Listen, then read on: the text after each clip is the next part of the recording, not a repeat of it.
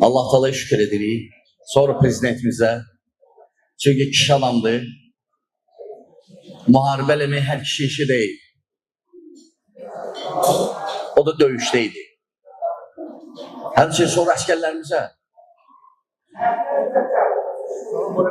əsgərlərimizə təşəkkür edeyim. Hamısına.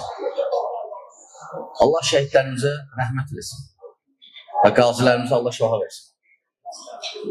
Möhtəşəm qələbə. Və o səbəblərdən biridir ki, biz əlhamdülillah əmin-amanlığında yerindik. Sakit oturmuşuq. Və bu sevinç daima bizimlə yaşayacaq. Qələbə sevinci, çünki çoxdandır müsəlmanlar qələbə çalmırdılar. Ərazi götürmürdülər, verdiyi ərazilərə qayıtmırdılar, qayıtıra bilmirdilər. Əlhamdülillah.